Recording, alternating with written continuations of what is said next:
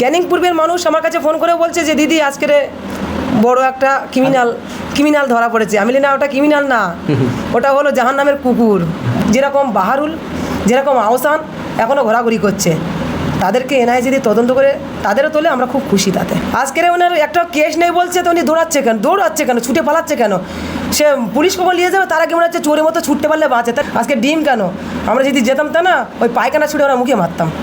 এর আগে তো ছিল রাজ্জাক মন্ত্রী ছিল, তুষার ঘোষ ছিল, আমাদের বুদ্ধদেব বাবু ছিল, তাদেরকে এনআইএ করিনি। তো আজকে শওকত মোল্লা এই কয়েকদিনের জন্য আজকে এনআইএ তদন্ত করছে, তাহলে কত ধরনের উনি একটা ক্রিমিনাল তৈরি হয়ে গিয়েছিল। মুখ্যমন্ত্রী বুঝতে পেরেছে যে ভাঙড় থেকে এমনি যে শওকত মোল্লা হেরেই যাবে, এটা মুখ্যমন্ত্রী জানতো, জেনে বুঝেও বলছে ওখানে কি অপোজিশন, তাহলে ওখানে খুব ভালো পজিশন, তাহলে তুমিও দাঁড়াও। তখনই শওকত মোল্লা মহাশয় তখন কেঁদে ফেলেছিল। প্রিয় দর্শক, আমরা সকলেই জানি যে বিগত শুক্রবার দিন এনআইএর জালে একেবারেই গ্রেপ্তার হয়েছেন ক্যানিংয়ের যিনি বেতাজ বাদশাহ নামে পরিচিত শওকত মোল্লা। এই সেই শওকত মোল্লা যিনি ক্যানিং পূর্বের মাটিতে একেবারে দাপিয়ে বেড়াতেন, এবং ক্যানিং পূর্বের মাটির জন্য এই শওকত মোল্লার কথাই ছিল শেষ কথা। আর এই সমস্ত গুরুত্বপূর্ণ প্রতিবেদনের পরিপ্রেক্ষিতে আমি চলে এসেছি একেবারে ভাঙড় চালতাবাড়িয়ায় সেই আইএসএফের দাপুটে নেত্রী নাম ইতিমধ্যে খ্যাতি অর্জন করেছে পাপিয়ার কাছে। আমরা সকলেই জানি যে বিগত দিন লক্ষ্য করেছিলাম যে নওশাদ সিদ্দিকী 26শে বিধানসভা নির্বাচনের আগেই তিনি বলেছিলেন যে 5 টাকা পেনের খোঁচায় আমি একদিন শওকত মোল্লাকে ক্যানিং টু কোর্ট করাবো, এবং সেই জায়গাটায় দাঁড়িয়ে দেখলাম যে নওশাদ সিদ্দিকীর বক্তব্য কিন্তু আজকে জলজান্ত প্রমাণ হয়েছে। আমরা লক্ষ্য করেছিলাম যে শওকত মোল্লা গ্রেপ্তারিতে ইতিমধ্যেই জনগণের যেভাবে জনরোষ ইতিমধ্যে লক্ষ্য করছি, যে শওকত মোল্লাকে লক্ষ্য করে ডিম বৃষ্টি নিক্ষেপ করা হচ্ছে, চোর চোর স্লোগান দেওয়া হচ্ছে, জলের বোতল ছুঁড়ে মারা হচ্ছে, এই সমস্ত বিষয় আমাদের সামনে একেবারেই লজ্জাকর হিসেবে আমাদের সামনে উঠে এসেছে। তার পাশাপাশি লক্ষ্য করছি যে শওকত মোল্লাকে যখন স্করপিও সাদা গাড়িতে করে নিয়ে যাওয়া হচ্ছে এনআইএর কোর্টে, সেখানে দেখানো হচ্ছে যে শওকত মোল্লাকে একেবারে আড়াল করে রাখার জন্য পেপার দিয়ে চারিদিক থেকে বেষ্টিত করা হয়েছে, যাতে জনগণ যেন বুঝতে না পারে। সেই জায়গাটায় দাঁড়িয়ে আবার একটা বিস্ফোরক মন্তব্য আমরা দেখতে পেয়েছি শওকত মোল্লার পরিবার এবং তার অভিযোগ আসছে যে অভিষেক বাবু নাকি এই শওকত মোল্লাকে ফাঁসিয়েছে। আজ এই সমস্ত প্রশ্নোত্তর ইতিমধ্যে চলে এসেছি চালতাবাড়িয়ার পাপিয়ার কাছে, এবং সমস্ত গুরুত্বপূর্ণ একের পর এক প্রশ্নোত্তর তানাকে ছুড়ে দেওয়ার পরিপ্রেক্ষিতে দেখি জানালেন ভাঙড়ের আইএসএফ দাপুটে নেত্রী পাপিয়া। দেখুন সেই গুরুত্বপূর্ণ প্রতিবেদন আপনাদের প্রিয় চ্যানেল জনবার্তা টিভি ঝকঝকে পর্দায়। বিগত দিন শুক্রবার আমরা দেখলাম যে এনআইএর জালে গ্রেপ্তার হয়েছেন ক্যানিংয়ে সেই বেতাজ বাদশাহ নামে পরিচিত শওকত মোল্লা। কি বলবেন?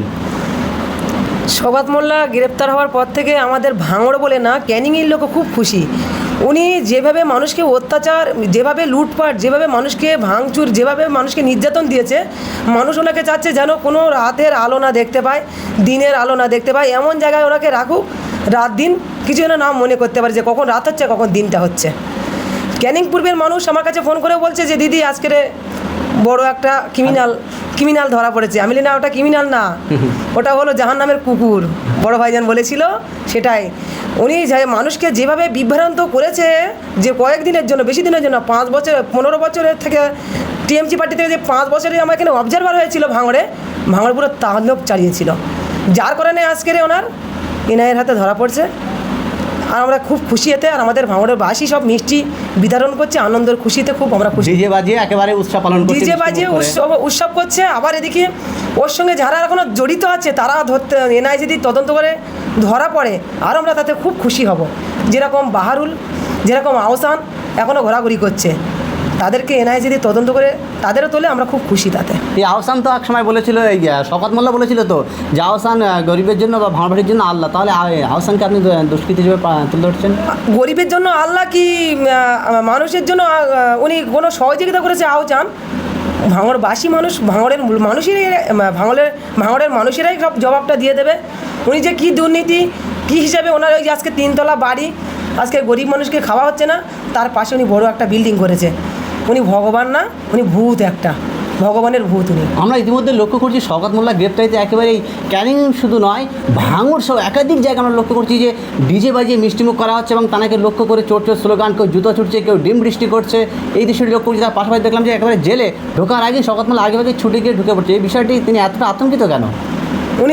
উনি ভেবেছে যখন আমাদের যাদবপুরে যখন 5000 ভোটে জিতেছিল, তখন শওকত মোল্লা মনে করেছিল যে আমার অবস্থা খারাপ এবারে, উনি কাউকে কিছু না করে সিকিউরিটি গার্ড ফেলে উনি দৌড়িয়েছিল ওখান থেকে, ছুটে পালিয়েছিল। উনি অত যে সওগাত মোল্লা উনি এমন একটা কাজ করেছে টিএমসি পার্টি করে মানুষের কাছে অতটা ভালো হচ্ছে আমার তো মনে হচ্ছে বেশি তার চেয়ে বেশি খারাপ ব্যবহারটা রেখেছিল, যার কারণে আজকের ওনার কাছে এনআইএ তদন্ত করেছে, এনআইএ ধরা পড়েছে। আজকে ডিম কেন, আমরা যদি যেতাম তা না ওই পায়খানা ছুটে ওরা মুখে মারতাম। বা বিশেষ করে সোশ্যাল মিডিয়ায় আমরা লক্ষ্য করেছিলাম যে শওকত মোল্লা তিনি বলেছিলেন যে আমার নামে একটাও কেস নেই, কিন্তু আজকে দেখলাম যে এনআইএর মতো সেন্ট্রাল একটা দল, বিশেষ একটা সংস্থা, তারা শওকত মোল্লাকে গ্রেপ্তার করেছে। শওকত মোল্লা বলেছিল যে আমার নামে কেস নেই, ওটা দলের গাছজুয়ারি। অভিষেক ব্যানার্জি মুখ্যমন্ত্রী মমতা ব্যানার্জির ওনার পার্টির স্রোতে ছিল, সেই ওনার পার্টি সেই এটা জোর দেখিয়ে মানুষকে একার কিছু মনে করতো না। একদিনে একটা কথা বুঝতে হবে, আমি আজকের উপরে উঠেছি, আমার একদিনকে নামতে হবে, এটা উনি ভাবিনি। আজকের ওনার একটা কেস নেই বলছে তো উনি দৌড়াচ্ছে কেন, ছুটে পালাচ্ছে কেন? সে পুলিশ কখন নিয়ে যাবে তার আগে মনে হচ্ছে চোরের মতো ছুটতে পারলে বাঁচে, তাহলে নিশ্চয়ই ওনার কেস কেন? ওই দেখো না কতটা এনআইএর কাছে তদন্ত হয়েছে, ধরা পড়েছে, মানে কত রাজ্জাক খুন বলো। আর এই ওনাদের রাজু নস্করের আমাদের শাহিন ভাই এখনো জেল খাটছে, এইসব নিয়ে যে এত কেস কাবার। এই মহিউদ্দিন ভাই ছিল, আজকে শওকত মোল্লার নির্দেশে মার্ডার হয়েছিল। এর আগে তো ছিল রাজ্জাক মন্ত্রী ছিল, তুষার ঘোষ ছিল, আমাদের বুদ্ধদেব বাবু ছিল, তাদেরকে এনআইএ করিনি তো। আজকে শওকত মোল্লা এই কয়েকদিনের জন্য আজকে এনআইএ তদন্ত করছে, তাহলে কত ধরনের উনি একটা ক্রিমিনাল তৈরি হয়ে গিয়েছিল। জনগণ বলবে, মানুষ বলবে, আমরা আর কি বলবো। কিন্তু আমরা লক্ষ্য করছি শওকত মোল্লার মেয়ে তিনি বলছেন যে এনআইএ আমার বাবাকে আটক করতে ব্যর্থ হয়েছে। শওকত মোল্লার মেয়ে এবং তানার বাড়ি অভিযোগ করছে যে বাবাকে এনআইএর হাতে তুলে দিয়েছে, অর্থাৎ শওকত মোল্লা আত্মসমর্পণ করছে এনআইএর কাছে। সত্যি কি এটা এখন বাঁচার জন্য শওকত মোল্লা মহাশয়ের মেয়ে এই কথা বলছে? এনআই দেখতে পাচ্ছে তো, ওনারা বুঝতে পারছে যে এনআই যখন তদন্ত হয় কিন্তু কাউকে ছাড়ে না, সেই জন্য এনআইএ তুলে দেবে কি কোথায় আছে না আছে ওনারা সবই জানতো, লুকিয়ে রেখেছিল। তা সে ঠিক আছে, কোনো ভাগ, সেটাও ভালো। আজকে এনআই যখন তদন্ত হচ্ছে তখন দেখতে পাচ্ছে তো আমাদের তো বাঁচার উপায় নেই, আমার ভাইকে তুলছে, আমার মা অসুস্থ তাকে ধরছে, আমাকে কাপড়ের দোকানে গিয়ে আমাকে টর্চার করছে, সেই ভয়ে আজকে নিজের বাবাকে তুলে দিয়েছে কি এনআইএ তুলে নিয়েছে সেটা এনআই জানে। এখন একটা প্রশ্ন খুবই গুরুত্বপূর্ণ যে শওকত মোল্লা এবং এনআইএর বিশেষ একটি সাক্ষাৎকারে শওকত মোল্লা এবং তার পরিবারতে অভিযোগ করা হচ্ছে যে অভিষেক আমাকে ফাঁসিয়েছে। আজকের ফাঁসানোর উদ্দেশ্য মুখ্যমন্ত্রী মমতা ব্যানার্জিও এতে আছে, অভিষেক ব্যানার্জিও আছে। আমি এটা বলবো না যে নেই। একসময় সিপিএমের আমলে উনি যখন বলেছিল যে বাস স্ট্যান্ড এখানে একটা আমরা করতে চাই, জীবনতলা বাস স্ট্যান্ড করতে চাই, তখনই মুখ্যমন্ত্রী মমতা ব্যানার্জি নিজে মুখ দিয়ে ব্যক্ত করেছিল যে তুই তো বোম্বা দিস। হ্যাঁ, এটাও ভাইরাল হয়েছিল, এটাও ভাইরাল হয়েছিল। তাহলে মুখ্যমন্ত্রী এটা মনে মনে করে রেখেছিল যে শওকতকে কীভাবে আমি ফাঁসাবো। শওকত মোল্লা হয়তো মুসলমান, উনি হয়তো বুঝতে পারেনি যে মুখ্যমন্ত্রীর মাথায় কতটা বুদ্ধি, অভিষেকের মাথায় কতটা বুদ্ধি, কিন্তু সেই ফাঁসানোর আজকের পুরো নিচে থেকে ওপর পর্যন্তকে আজকের পুরো উনি প্রতিশোধ তুলে নিয়েছে। এটা ফাঁসানোর চক্রান্ত অভিষেক ব্যানার্জি, মমতা ব্যানার্জি। ওই যে হাত ধরে উঁচু করে বলছে যে এই আমার শওকত মোল্লা মশাইকে চাই, এটাই মনে মনে ভেবেছিল যে কি আমি এখান থেকে বিদায় করে তাই ছাড়বো। মমতা কিন্তু এটাও বলেছিল যে শওকত মোল্লাকে প্রয়োজন হলে আমার নিজের সিকিউরিটি শওকত মোল্লাকে দিয়ে দেবো, এতটাই। তারপরে আমরা দেখলাম যে ভাঙড়ে শওকত মোল্লাকে জেতানোর জন্য অভিষেক থেকে শুরু করে মমতা বন্দ্যোপাধ্যায়, ইউসুফ পাঠান, কেনা আসতে বাকি সবাই এসেছিল, তবুও হার। মুখ্যমন্ত্রী বুঝতে পেরেছে যে ভাঙড় থেকে এমনি যে শওকত মোল্লা হেরেই যাবে, এটা মুখ্যমন্ত্রী জানতো, জেনে বুঝেও বলছে ওখানে কি অপোজিশন, তাহলে ওখানে খুব ভালো পজিশান, তাহলে তুমিও দাঁড়াও। তখনই শওকত মোল্লা মহাশয় তখন কেঁদে ফেলেছিল যে আমি ভাঙড়ে দাঁড়াবো না, তবুও দাঁড়িয়েছিল, জানে এই ভাঙড়ে দিলেই হারবে, সেই জন্য ভাঙড়ে ওকে দিয়েছিল ফাঁসানোর জন্য, ওকে ফাঁসিয়ে দিয়েছে, এমন ফাঁসিয়ে দিয়েছে।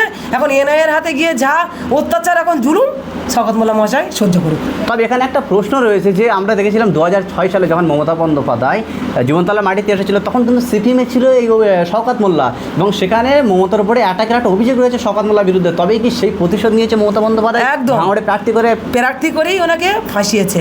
জানে আমি সিপিএমের সময় ও যেভাবে আমাদের তাণ্ডব চালিয়েছিল, আমাদেরকে বোম মেরেছিল, তাহলে ওরা একটা মনে মনে রাগ ছিল মুখ্যমন্ত্রী মমতা ব্যানার্জির, সেই রাগটা এই 2026-এ তুলে নিয়েছে। বলছি শেষ প্রশ্ন, আমরা দেখেছিলাম যে নওশাদ সিদ্দিকী তিনি বলেছিলেন 26 বিধানসভা নির্বাচনের আগে যে খেলা সবে তো শুরু, এবং এই পেনের খোঁচায় 5 টাকা পেনের খোঁচায় একদিনে শওকত মোল্লাকে ক্যানিং টু কোর্ট করাবে, আর সেইটা আজকে জলজন্ত প্রমাণ হিসেবে দেখা গেল। এই বিষয়ে নিয়ে কী বলছেন? আমাদের ছোটো ভাইজান 5 টাকার পেনেই কথা বলে, আমাদের ভাইজান আমাদের বোম বন্দুক নিয়ে আমাদের রাজনীতি করতে দেয়নি আর দেবেও না, আর আমরাও করতে চাইনি। আমাদের শক্তির বলে, আমাদের মুখের বলে, আমাদের বুদ্ধিতে আমরা আজকের টিএমসিকে পার করেছি এখান থেকে।